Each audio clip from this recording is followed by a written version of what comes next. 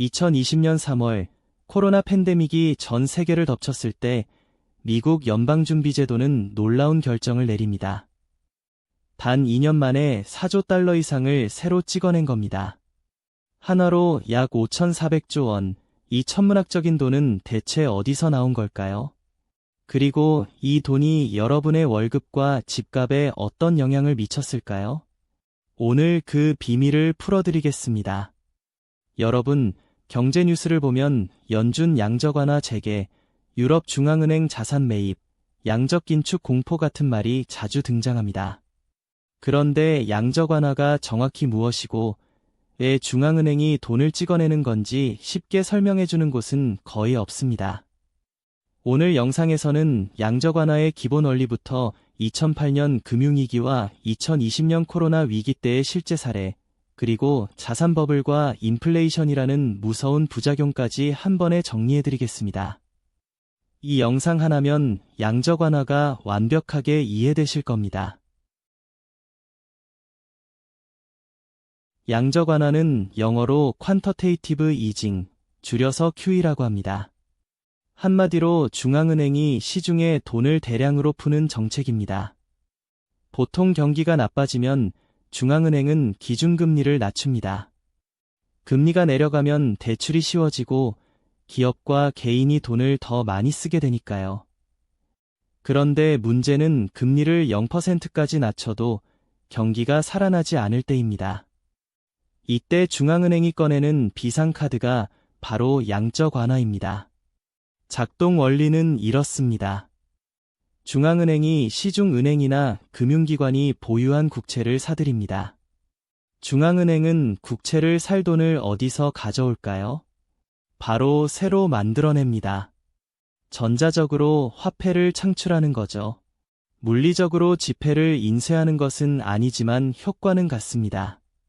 국채를 판 금융기관은 현금을 받게 되고 이 돈이 대출과 투자로 흘러가면서 경제 전체에 돈이 돌기 시작합니다. 또한 중앙은행이 국채를 대량으로 사들이면 국채 가격이 오르고 수익률은 떨어집니다.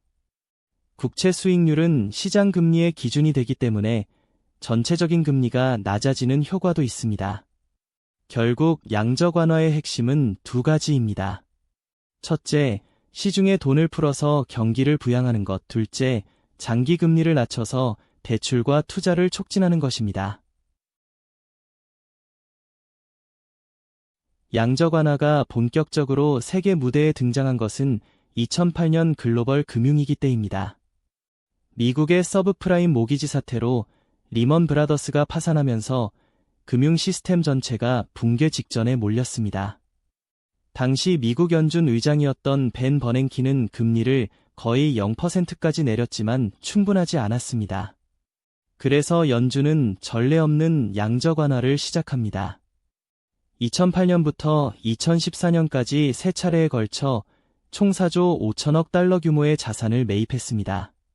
QE1, QE2, QE3로 불리는 이 조치들은 금융시장을 안정시키고 경기 회복의 발판을 마련했다는 평가를 받았습니다. 미국만이 아니었습니다. 유럽중앙은행, ECB, 도 유로존 위기 때 양적 완화를 실시했고 일본은행은 아베노믹스의 핵심 정책으로 대규모 양적 완화를 집행했습니다. 일본은 주식 ETF까지 사들이는 파격적인 조치를 취하기도 했죠. 그리고 2020년 코로나 팬데믹이 터집니다. 전 세계 경제가 동시에 멈춰버린 초유의 사태에 각국 중앙은행은 과거보다 더 빠르고 더 거대한 규모의 양적 완화를 실시합니다. 미국 연준은 2020년 3월부터 매달 1,200억 달러씩 국채와 주택저당증권을 사들였습니다. 2년간 연준의 대차대조표는 4조 달러에서 9조 달러로 2배 이상 불어났습니다. 이 돈이 시장에 풀리면서 주식시장은 코로나 폭락 이후 불과 몇 달 만에 사상 최고치를 경신했고 부동산 가격도 급등했습니다. 양적 완화는 경제를 살리는 강력한 도구이지만 공짜 점심은 없습니다.